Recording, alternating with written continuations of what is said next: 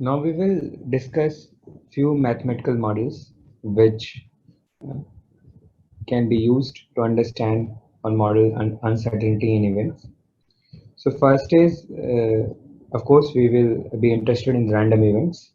So these random events are uh, some events where experiments where the outcome is uncertain, and depending on the outcome you can divide them into different categories. For example, first one would be where number of outcomes are finite.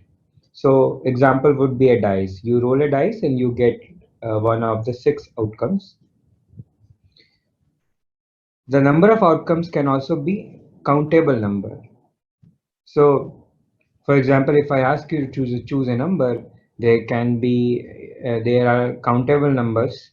Suppose I ask you to choose an integer, so there are countable number of integers. So the number of outcomes is countable. It's not finite. And then there can be another example where number of possibilities can be uncountable also.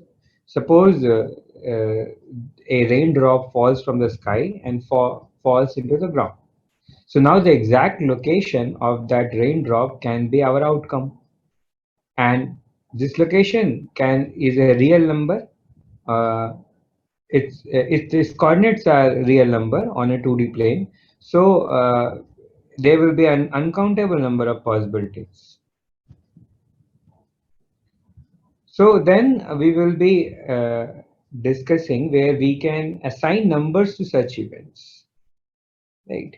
So events actually are just outcomes, and then they are physical phenomena. They are not mathematical numbers, but we can assign numbers to such events. And the reason is it brings some kind of tractability, uh, and we can have some mathematical notion to understand these events. We can also order these events. So events are physical phenomena, and there is no particular ordering that some event is bigger or some event is smaller. But using this kind of numbers, we can order these outcomes. We can also measure and quantify different distributions that what event occurs with what probability. So this assignment is known as random variables, and there can be sometimes physical interpretations. Sometimes this assignment can be intuitive, but sometimes it can be just arbitrary also. For example, you flip a coin to do a coin toss. If I get a head, I will say it's a 1. If I get tails, it's a 0. So I'm assigning the outcomes head to 1 and head tail to 0. So this will be a random variable. Similarly, the example you have seen, a drop falls into the ground. So this outcome can be mapped to the exact coordinates. So these coordinates will be a set of two real numbers. So that will be a random variable. Then we can also perform repeated trials. Instead of just doing one experiment, we can do it multiple times. And we can record all those trials as a single outcome. So you can see I'm doing a coin toss 6 times, and I'm getting a outcome which is made from 6 different outcomes. If I can map them in the same way, I can uh, do a mapping, and then this will be a signal of 1 0. So such kind of repeated trials can be modeled by a discrete signal, uh, where, for example, here getting a tail is 1 and getting a head is 0. So I would get a signal 1 1 0 1 0 1. So extending this to a more general object which we call random process, this is a continuous process or discrete process, but in general it can be a continuous process also. And this can be used to model noise, random behavior of systems, packet arrival process. Uh, so what happens is every time you do this experiment, you get not just one number, you get a complete signal in time. Right. So each realization of this event is like a complete waveform. Okay. And this can of course be discrete. When the time is not continuous, we can divide into different times and only look at samples at particular time. And in this object, we can understand how the waveform evolves. Is there a correlation between the samples at two different times? Such kind of measurements can be done. So we'll start with our very basic object, which we call sample space. And sample space is denoted by capital omega and generally denotes what is interesting in your experiment. So in short, a sample space is a collection of all possible outcomes. You do a random experiment and whatever outcomes are possible from that random experiment, we collect them in a set. That set is called sample space. For example, you flip a coin, only there are two outcomes, head and tail. So if I make a set h comma t, this will be our sample space. We have to make sure that all elements in sample space are such that they are mutually exclusive. It means if one outcome happens, second outcome cannot happen. So only one of the outcome can happen. You cannot repeat outcome twice, or there cannot be outcomes which partially also overlaps with another outcome. Collectively, they should be exhaustive, means if I include all the outcomes, there is no outcome left, right? So sample space should have all the possible outcomes. There should not be any outcome which can happen but not include the sample space. And then the third point will be finest grain. So what does it mean is, let's see from an example. When you flip a coin, the outcome we say is either head or tail, right? But what if someone is not interested in head and tail? He is interested in how many times coin flips in the air before hitting the ground. Right. In that case, outcomes are not head and tail. Outcomes are something different. It can be 1, 2, 3 depending on the coin tosses. Some may be interested in also the what is the exact hitting of what is the speed at which the coin hits the ground. In that case, your outcomes will be different. So it's okay, whatever outcome is, we will collect all the outcomes and make the sample space. But you can see head and tail outcome sample space looks different than if we make a sample space from 0, 1, 2, 3, denoting the number of flips.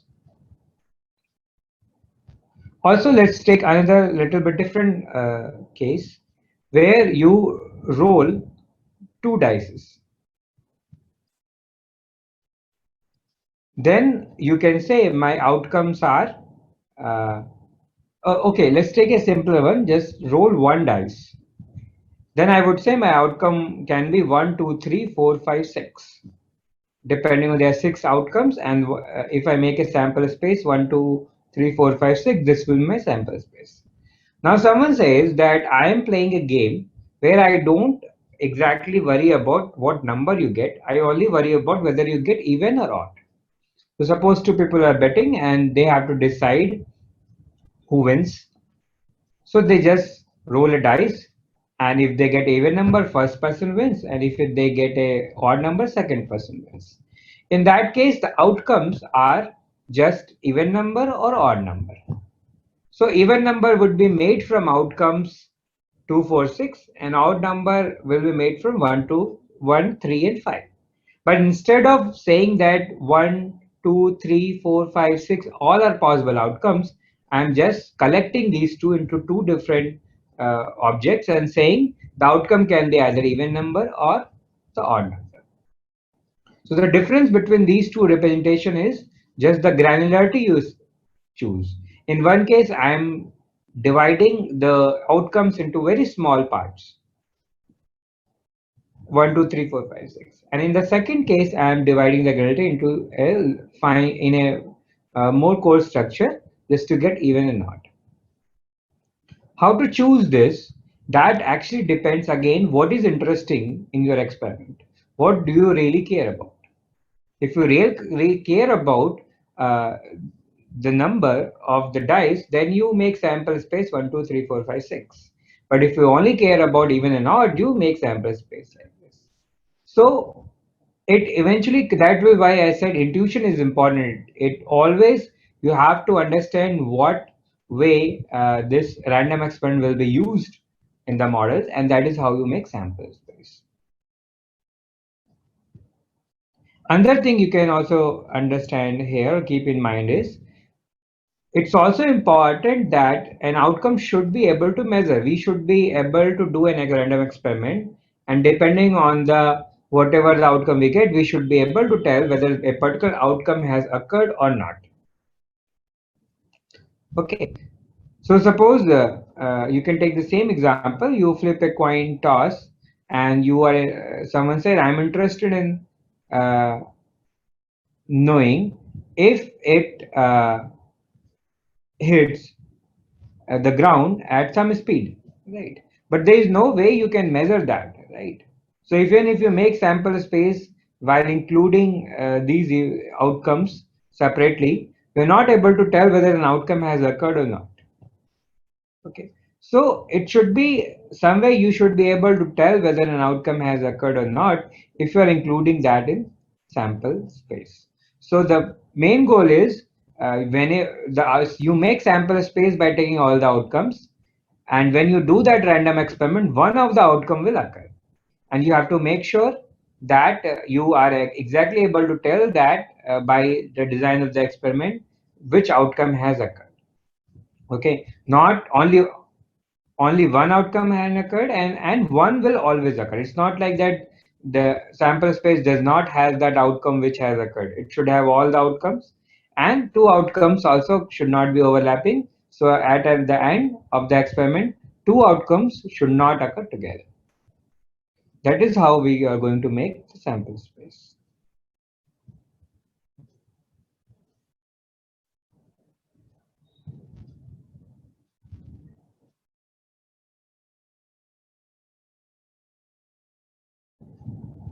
So the mathematical framework of probability theory depends on is heavily dependent on the object called probability space.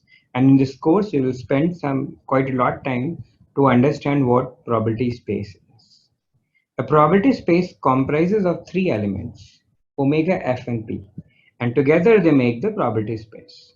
Omega we have discussed is sample space. F is called sigma field, and P is the probability method. So first is the sample space, which we represent by capital omega. And this is, as I said, is a set of containing all the outcomes. Okay, so there is a random experiment which is happening. So that is already assumed that there is one random experiment. And whenever that experiment happens, there is one outcome which comes. And then you make a set of all possible outcomes. Okay, you have to include every outcome, and then this set is called the sample space. And again, I said, how do you decide these outcomes? What kind of granularity you decide is always depends on what we are interested in. So for example, let's take one case. Suppose we are tossing a coin. Depending on our interest, the sample space can be set of h comma t, where h is in one outcome where head comes, tail is one outcome where tail comes, and there can be only two outcomes. So I have listed all the outcomes possible in a set. So this set of h comma t, where each element is an outcome, is a sample space. Okay. Now someone says, I am not looking at head and tail. I am only looking at how many turns the coin makes before hitting the ground. Okay. So the outcome can be then 1 or 2, or actually I should also include 0 because it may not make any turn also. So in that case, when I list all these numbers, then again I have included every element, because no matter what happens, the coin will take one of these number of turns. Okay, either 0, 1, 2, 3 like this. So this is an exhaustive list, and this is also a sample space. Similarly, someone can say, I do not care about turns or head and tail. My whole winning depends on, interest depends on where, at what location this coin hit the ground. Okay, so the ground is a 2D plane, so the location will be at XY coordinate in 2D. So, and suppose it is 10 meters, minus 10 to 10 in X and Y directions. So both coordinates can be between minus 10 to 10. So this 2D space, where every number, every point in that 2D space is a possible outcomes. Okay, and coin has to fall in the ground. So this will exhaust all possible outcomes. Okay, these are all sample spaces. And we can just take one depending on whatever our interest is. Similarly, if we toss 2 coins or one coin twice, then our outcomes can be looking at the head or tail of the both tosses.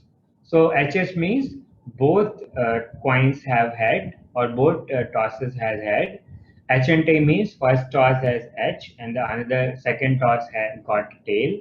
Similarly, TH and TT. So they can be all possible 4 outcomes. So if you make combine all those 4 outcomes, you'll get the sample space. Okay. Similarly, someone can say, I'm tossing the coin and I'm interested in how many times H has appeared. So in that case, my outcome will be either 0, no head, 1, 1 head, or 2 heads. Okay. So in that case, my outcomes will be 0, 1, or T. Okay. Remember, each outcome is a physical event which occurs. Okay. Physical phenomena. Right. I should not say event because I will use event for some specific regions later on, but each outcome is a physical phenomena which occurs. Okay, and one of the outcome will occur when you do the experiment. Okay, we denote small omega to denote one outcome. Okay, and capital omega for the set of outcomes. Now, the next object I am going to define before I define F and P, it's events. Okay, so what is an event? Event is simply a set of outcomes.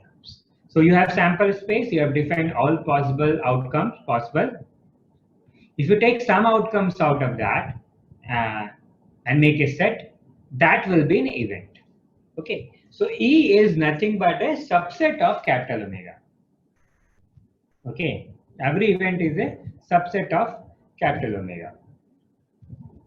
And we say that an event has occurred if one of the outcome has occurred. Okay, of course, only one outcome can occur, right?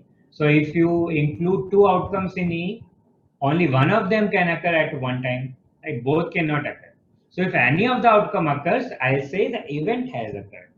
Okay, so let's take a case of rolling a dice where one of the numbers 1, 2, 3, 4, 5, 6 comes. So sample space is simply 1, 2, 3, 4, 5, 6 set. So every outcomes, every element just represent the outcome where the same number has occurred.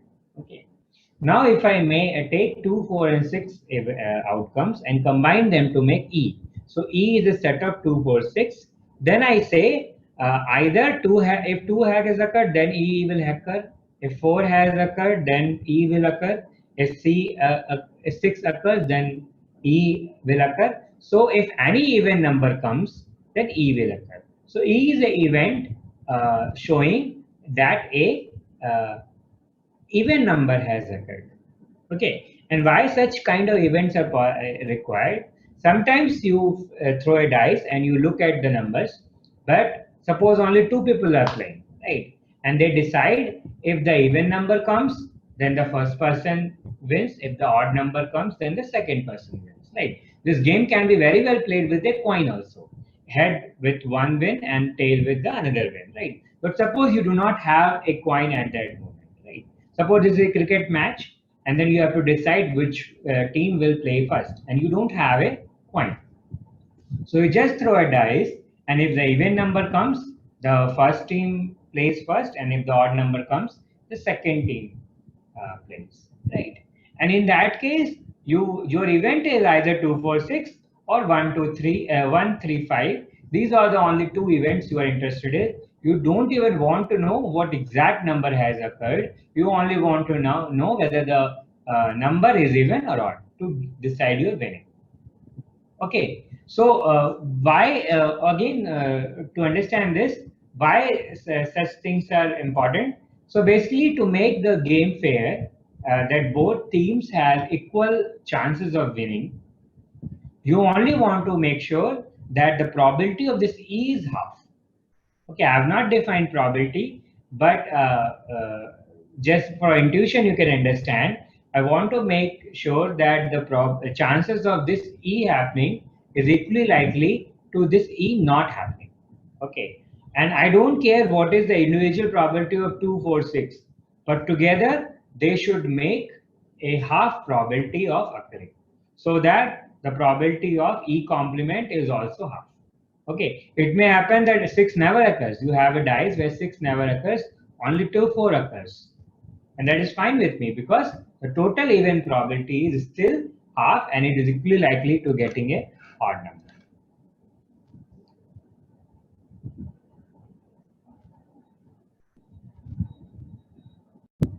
So one simple event would be events made of a single outcome, which we call singleton events. Okay. So remember, H is an outcome, but when we make a set of outcomes, then it becomes an event, right? Even if it contains a single outcome, this will be an event. So set of H, when we include this in curly braces, will be a set of outcomes, and that is a singleton event because it only contains one outcome. So we make sure to understand the difference between the outcome and the event. Outcome is an element of sample space. It represents one outcome, and event is a set of outcomes. So it is a it can have multiple or single outcome, or it can even be a null set. And this, because it is a set of outcomes, it is a subset of omega. So outcome is an element of capital omega, and event is a subset of capital omega. So now how can we do operations on events? So let's take events are set. So we can of course perform union, intersection, and complement. So a union of two events, A1 union A2, means so A1 has some outcomes, A2 has some outcomes. Okay, A1 occurs when any of the outcome occurs, and A2 occurs when any of the outcomes in A2 occurs. Okay, so even will occur when any outcomes of A1 or any outcomes of A2 occurs. Okay, so this means either A1 occurs or A2 occurs, then even will occur. That is the meaning of union. Okay, for intersection, similarly, A1 intersection A2 means that one outcome of A1 has occurred and one outcome of A2 has occurred. Okay, then only E2 will occur. So this means that both A1 and A2 has to occur, only then E2 will occur. Okay, this is the intersection. Okay, so you have to understand them from the outcomes perspective. Okay, so E2 will occur means either one of the outcome of A1 and one outcome of the A2 has occurred simultaneously. And then E3 is A1 complement. It means so if any of the outcome of A1 occurs, okay, then E2 then E3 will not occur. So if A1 occurs, E3 will not, and if E3 occurs, A1 will not. That is the meaning of complement. Okay, you can define different other operations on events. These are sets. So every set notation is generally applicable to events also. So now we will talk about interesting events. Okay. The reason is, see, when our final goal is to find out the probabilities or chances of some special events occurring. Okay. For example, we have seen the sample space is made from all the outcomes. So we would be interested in knowing what is the chances of each outcome happening. Sometimes we are not just interested in one outcome, we are also interested in a set of outcomes, right? For example, I said when there are two people and they play a game by rolling a dice and they win, they decide based on whether they get an even number or odd number on the dice. So in that case, a person is interested in whether he wins or not. So he would be interested in the chances of 1, 3, 5 occurring or 2, 4, 6 occurring. So that is one set, 1, 3, 5 or 2, 4, 6, where we want to understand what are the chances of that happening. So to unify this, we talk about the chances, probability of events, not just the outcomes. Okay, and that does not exclude outcomes because you can always make a singleton events including only one outcome. So just to unify the framework, we say we would be interested in the probability of events, not just outcomes.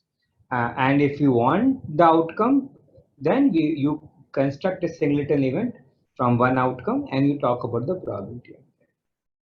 Okay, so I will define these things later on, but for now it is what we want to understand is what are the events in which a person would be interested in knowing the probability of it. We call it interesting events. So the goal is to create a collection of all interesting events. So remember, event itself is a set of outcomes. It's a subset of sample space, and we want to collect all these subsets. So let us understand what kind of events we want to include in this list. So for example, consider a random game, a game of chance, where you are playing by coin tosses and the winning depends on the number of tosses one person wins. Okay. So what are the events we would be interested in? We would be interested in the winning events. For example, uh, let A denote the event of winning 10,000 rupees, B denote the event of winning of 20,000 rupees. What other events we would be interest mean what are the events I would want to know their probability. So I want to know what is my winning probability. Also, I would also want to know what is my what is the probability that I lose the game. Okay, and that also is important because that will make me understand whether I should take the risk or not, whether I should play the game or not. Okay, so for any game, for example, let's take this case where we are rolling a dice and I win if I get a even number. So the winning event will be 2, 4, 6. That's it. So of course I will be interested in the event I do not win, and that will be 1, 3, 5. So that's a complement of the winning event. Okay. So based on this, what I can understand is if I am interested in some event, I would also want to include its complement also so that I can understand what is the chance of this not happening. Then, of course, if I'm interested in E1 and E2, then of course I would be also interested in the probability of any of the event occurring, which is E1 union E2. Okay, so how is it that suppose I win if I get a 1 and I win also if I get a 3. So I want to know the chance of 1 and 3. So I would also want to know the chance of A union 3. 1 union 3. Okay, so to help make this collection of events, there is a object called algebra which we can use, and it has this nice property which we want in the list. So what are the properties we want in the list is, uh, if a event is there, its complement should also be there. If two events are there, its union should also be there. Okay, so algebra, let's first define what is algebra. Let X is a set, then this mathcal F is a collection of subsets of X. Okay, so X is the set and you make different subsets and you collect some subsets of X, and this collection is F. F would be algebra on X if it satisfies the three properties. The three properties are like that. First one is the empty set should be in the F, right? And that is a technical condition. We will look at that, why it is so. Uh, and then if any event this is a general algebra. So if any set E is in F, then E complement should also be in F. What is E complement? E complement is X. If you remove E from X, that is E complement. And if E1 and E2 are in F, then E1 union E2 should also be in F. So if something satisfies this property, it will be an algebra. So if we can take capital omega as X sample space, and if we construct a algebra on this, then I will get a collection of subsets of capital omega. And what are the subsets of capital omega? Events. So I will get a collection of events which satisfy this specific property I was interested in. This will give me a nice object, a collection on which I can define the probability. Okay. And then I don't have to worry about any other event which is not in the list. Let us see from these three properties, we can show that algebra satisfy some more properties. You have to only prove these three qualities of algebra, and if they satisfy these three properties, then they also satisfy some more properties which we can prove. So let us see some of them. First, just to give you an example, I'll talk about what kind of objects can be in algebra. So let's see what is the smallest algebra. Let us consider a tetrahedral dice. It means it has four outcomes. If you roll this, either you can 1, 2, 3, or 4. So sample space would be, capital omega would be 1, 2, 3, 4. And if someone asks you what is the smallest sigma, for the smallest algebra for this sample space. So we know that for algebra, first property is the empty set should be in this.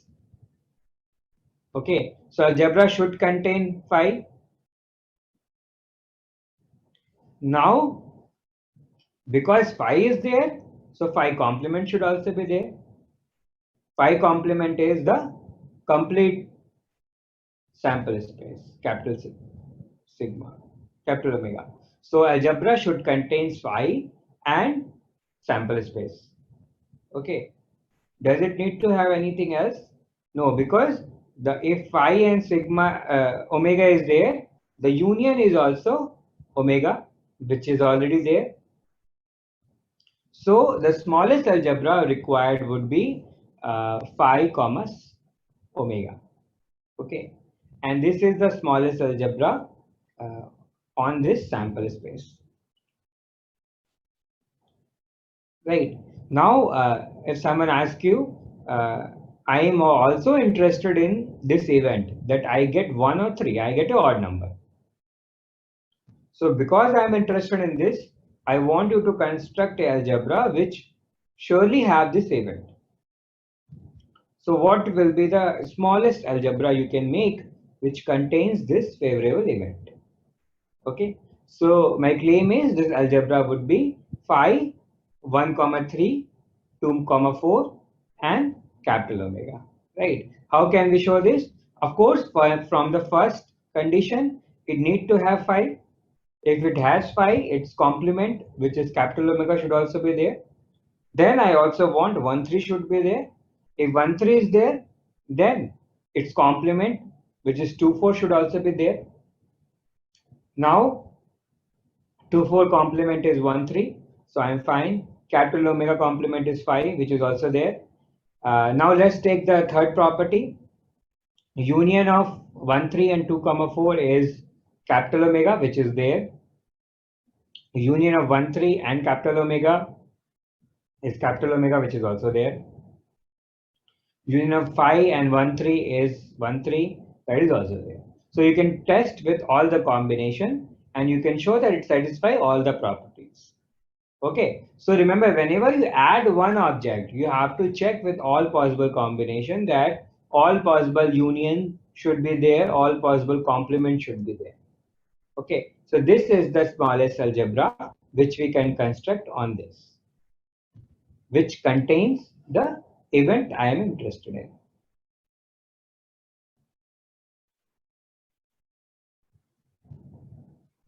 Okay, and what can be, what are the other examples of algebra you can construct on this set?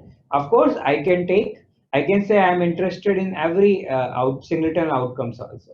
So I can say I want to include set 1, I want to include set 2, I want to include set 3 and set 4 also.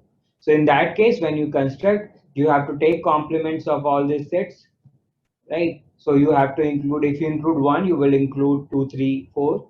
If you include 2, you will include 1, 3, 4, like this.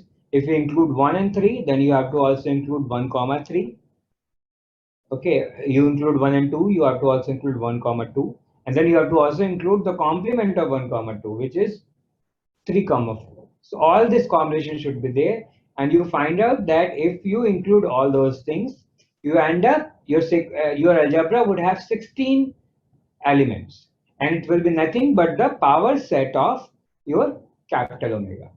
Okay, because it includes every possible subsets. Now let's see, come back to the what properties of algebra we have. So based on the three properties in the definition, if algebra satisfies this, then you can show that it satisfies a more property. First property would be capital omega should also be in F.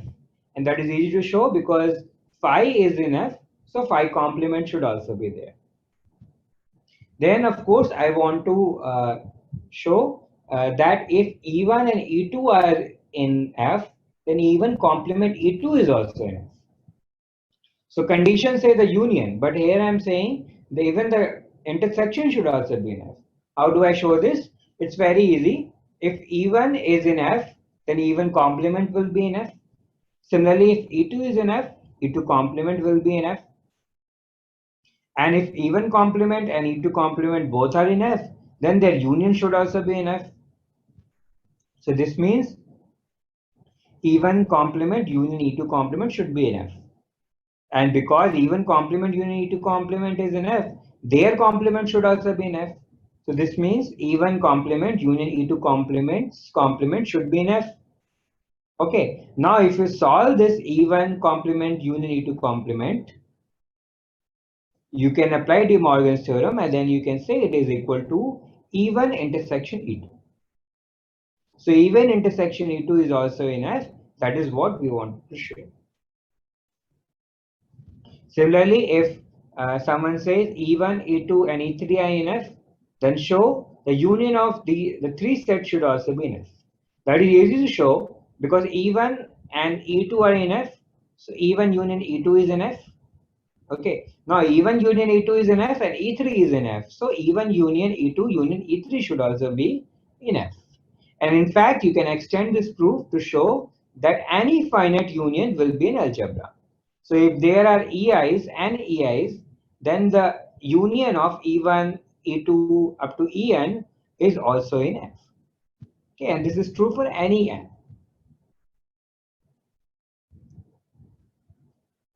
So to show, consider an example. Suppose we toss a coin 10 times and we say a person wins if he gets at least one edge. So what are the events where he will win? He will win when he get one head and there is only one toss. So E1 is H. He also wins when the first is tail, but the second toss is H. In that case, two tosses will occur, and the E2 will be TH. This will be a winning event. Similarly, TTH, when there are three tosses, is also a winning, and also 9T and 1H is also a winning event. So the person wins if any of this event occurs. So we take the union of E1, E2, E3 up to E10, and that's a winning event. So if we want to include all those events, we should also include the union of these events. Okay, so that is why we have taken algebra, because algebra would have this nice property that if you take some five sets, the union is also in five sets is also in this. So what is the limitation of algebra here? See, there can be cases where there are infinite outcomes, right? For example, let's take the last example. You have seen that we are doing 10 coin tosses, okay, and he wins if we get a head. So there is some chance that he may not win because uh, uh, there is some chance that he will not even get a head in the 10 tosses. Right. If you modify this game in this way that the coin toss is infinite and one wins if you get a H at least once. Okay. Although you can say suppose the winning amount would decrease depending on the tosses, but he will win something if he gets one head. So he will surely win something. But if you include that E1 is the event where he wins in the one toss, E2 is the event when he wins in two tosses, and En is the event when he wins n tosses, then his winning event is the infinite countable union of all those E1, E2, En up to E infinite. Because until he wins, he will be tossing the coin. Now, this is not a finite union, it's an infinite union, although it's a countable union because you have counted these events, and there is a countable union means you take one by one event and you take a union. So it's a countable type of union, and each member you can count. Sorry, you can count the elements in this union. So this winning event is a countable union of events, and algebra does not guarantee that countable union will also be in the set. Algebra only has forces that the finite union should be in the algebra, right? But we will of course need, when we make this collection, we are also interested in having this extra condition that the countable union of events, all the events which are in algebra should also be in this list. Okay, so there algebra is not helpful to us. That's why we will extend the algebra object to something called sigma algebra, with along with all the properties of algebra has one more property, that even the countable union of events uh, is in that sigma list if each of the event is in this list. Okay, and uh, that is all the properties we would need. That brings us to an object called sigma algebra. So sigma algebra is similar to algebra but will have slightly different property. Sigma algebra is also a collection of subsets of X, says that phi empty set should be in F. If A is in F, then A complement should also be in F. And if A1, A2, An, an infinite sequence of set is in F, then this countable union of all AI should also be in F.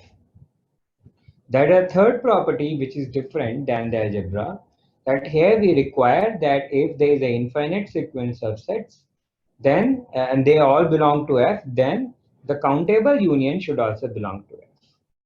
Okay, so we are saying countable union, which is mean countable infinite union. It cannot be an uncountable union. It need to be a countable union, but it can be infinite. Okay, so before that, let us define what is this countable union. It means that if there is a infinite sequence of sets, A1 to A up to A infinity, then this countable union is defined as a set which contains X, all X, such that X belongs to at least one of the AI. Okay, so you take all the X elements which are at least in one A of these AIs, and you construct a set that is called the countable union. Just know that it's not a one by one union. If someone tried to write it as a limit, that limit X tends to infinity, uh, limit of union of AI from I equal to 1 to X. Okay, then that will not work because it is not one by one union. Okay, this limit is not even defined, because if you try to do it in a way that you take n sets and then you take their uh, union, and then you take the limit of this n to infinity, that limit is not defined, because this limits, because each n finite union is a set, and the limit of sets is not a well defined object. So just understand, this is not a one by one that you take n sets computed union and then you take n to infinity. That's not a limiting union. It's a countable union, means it's a they're incountably infinite number of sets, and then you collect all elements which are at least in one set. Okay, and why do we need this? That already has been explained. There may be cases when you deal with infinite outcome sample spaces that you would need to also include a countable infinite union of interesting events as one more interesting events. So let us see what are the properties of sigma algebra. So the three properties I discussed, they are the one which you need for definition. But if they are satisfied, it will also satisfy some more properties which comes automatically. So one would be we have to show every sigma algebra is also an algebra. Okay. So how can we show this? Uh, so every sigma algebra means if some object satisfies the property of sigma algebra, it's also satisfy the property of algebra. Okay, so first two properties are same, so you don't have to do anything. So because f satisfied a sigma algebra, so it is satisfied first two properties. So it's also satisfied. These properties are same in the algebra. Only thing is last. So what we know is that if there is a sigma algebra, if you take an infinite sequence of sets, then the infinite union is, uncountable union is also in the set. And for algebra, you have to show that if you take two sets, then the union of those two sets is also in the algebra. So how can we prove this? So we can take A1 and A2 as two sets, and then the rest of the set we can take as 5. Then we can show that the countable union of A1 union A2 union A3 up to infinite is just equal to A1 union A2. Okay, because all A3, A5 are 5. It requires some technical regress arguments, but the basic idea is this, that A1 union A2 is also uh, uh, A1 union A2, this countable unit is just equal to A1 union A2. And because the countable union belongs to F, therefore A1 union A2 will also belongs to F. And then so that is the third property of algebra. So you can say that every sigma algebra is also an algebra. Okay, but the reverse is not true. Every algebra is not a sigma algebra, because algebra only satisfy the property of finite unions. While for sigma algebra, you need that even the countable union should belong to the same sigma algebra. Second property which we want to discuss is if f and g are two sigma algebras on the same omega, then f intersection g is also a sigma algebra. Okay, so to show this, we have to show that f u intersection g satisfies all property of sigma algebra. Okay, and it is given that f and g both satisfy the sigma algebra. Okay, again, what is f intersection g? F and g are just collection of some elements, so intersection is well defined. You just take common subsets of capital omega which are in f and g both. So first property is we have to show that phi belongs to this intersection, and that's easy to show because we know phi belongs to f and phi belongs to g. So if phi is in both f and g, then phi should also be in the intersection of f and g. So phi should belong to f intersection g.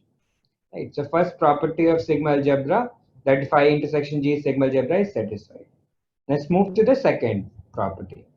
We have to show that if A belongs to phi intersection G, then A complement should also belongs to phi intersection G.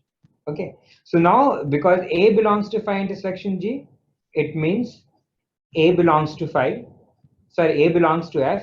So A belongs to F intersection G means A should be in both F and G. So if A is in F, then A complement should be in F because F is a sigma algebra. Similarly, if A is in G, so A complement should also be in G because G is also a sigma algebra. So if A complement is in F and G both, then A complement should also be in F and G. So the second property is also satisfied that if A is in F and G, the F intersection G, then A complement should also be in F intersection G. And the third property is that the countable union of elements is also in the sigma algebra. Let's take a simple case just to show how it is proved. We take suppose E1 and E2, both are in F and G, F intersection G. We have to show that E1, E union E2 is also in F intersection G. Okay, how do we show this? So again, we can show the same way. If E1, E2 belongs to F intersection G, it means E1 should belongs to F and E2 should also belong to F. This means E1 union E2 should also belongs to F.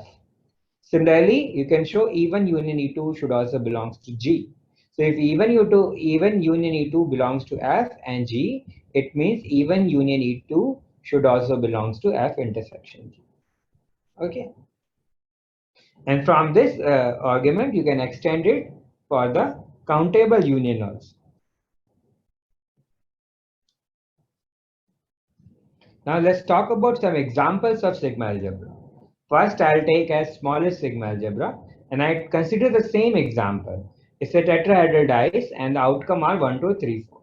Okay, and then you can show that it's exactly equal to the same thing we discussed earlier. We have to include phi.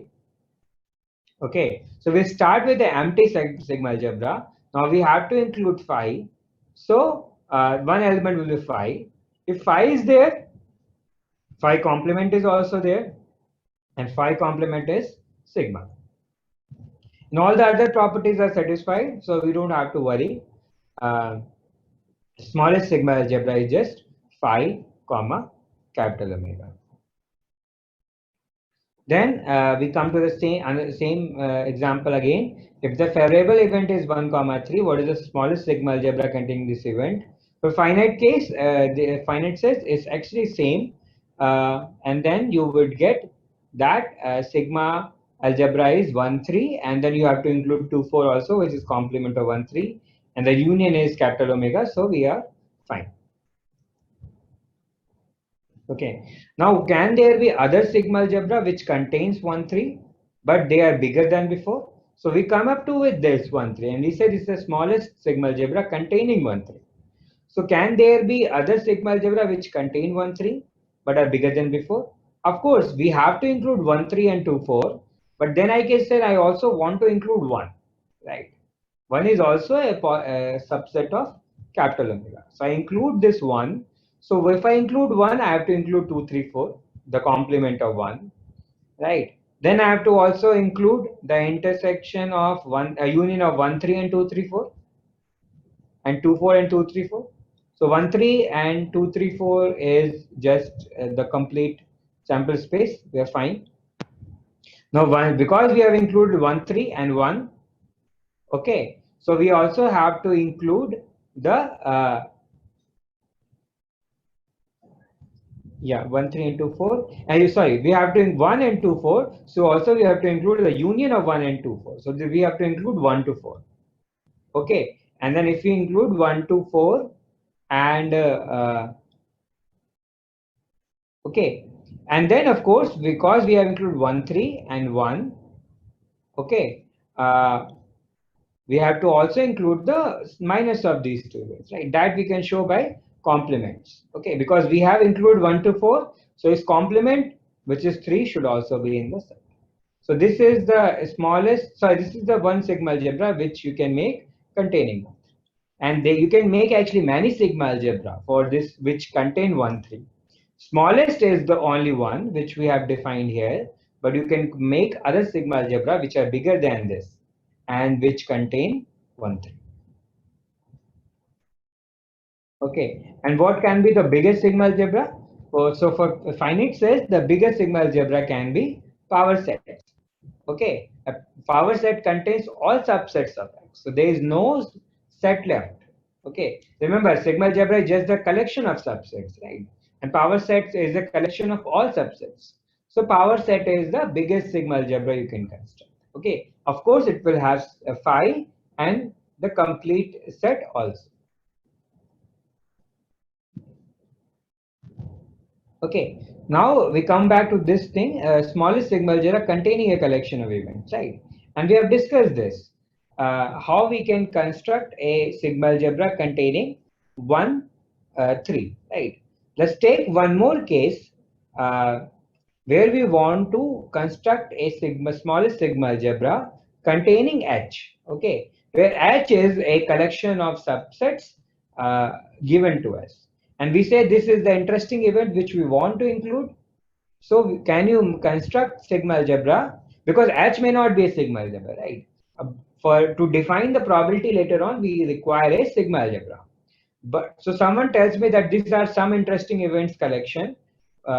In this case, H is given as 1 and 1 3. This is a collection of interesting events. I want to define the probability on uh, capital omega. So can you first construct a sigma algebra to me which contains this H? Okay, so how can we construct this? Let us see this example.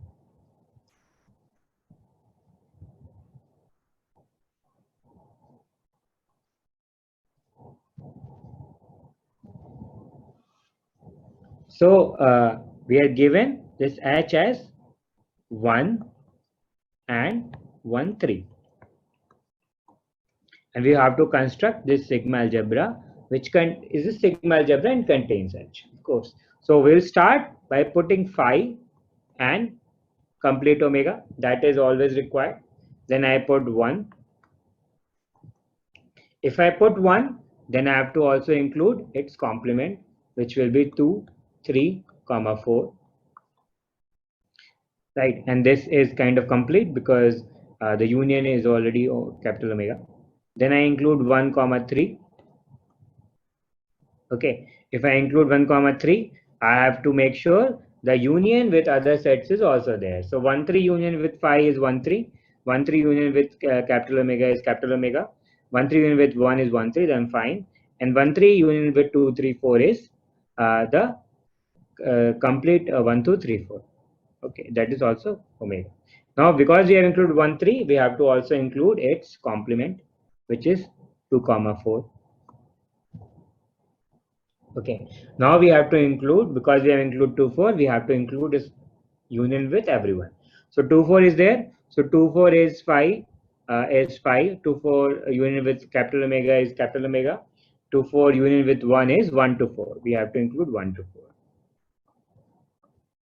2 4 union with 2 3 4 is fine, 2 4 union with 1 3 is capital omega, which is already there. Now once we have included 1 2 4, we have to also include his complement. Okay, And before that, we have to also make sure that the union of 1 to 4 with every other set is also in the set. And you can see that they are already. You can try that. And the complement is 3, and then you have to check the union of 1, 3 is also in the set. Okay, so this way you have to construct this sigma algebra and just make sure that every event you wanted is there and it satisfies all the properties of the sigma algebra.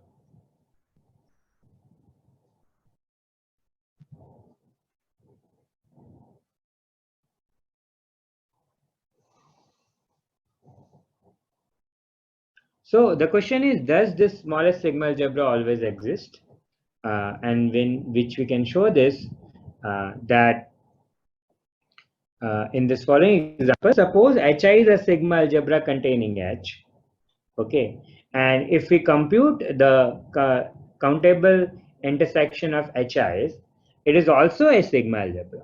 Okay, that is already there because we know if Hi is a sigma algebra, then the intersection is also a sigma algebra. Okay, and you can show that this countable intersection is also a sigma algebra. Now we have to show that it is not just a sigma algebra, it is the smallest sigma algebra.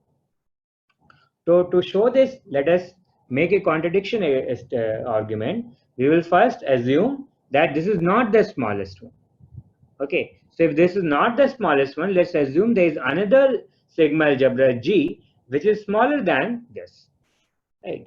So if G is smaller than this intersection Hi, then G must be a proper subset of this. Right? It means there should be at least one element in G which is not in the intersection set. Right? If there is every element, then of course they will be equal. But if we are making that G is the smallest sigma algebra and this intersection Hi is not the smallest one, then of course there need to be one element in G which is not in the sorry, there need to be at least one element in intersection Hi which is not in G. Okay, but note that G is one of the Hi. Okay, so there cannot be any G is one of the Hi because G is a sigma algebra. So G is and Hi is a list of all sigma algebra. So G should be at least equal to one of the Hi. So there is no extra element in G. So there is no extra element in any this intersection, right? So there is a contradiction in this, and there we can show that sigma Hi is the smallest sigma algebra. And that's why we can always construct a sigma algebra which is the smallest sigma algebra containing a particular interesting event collection.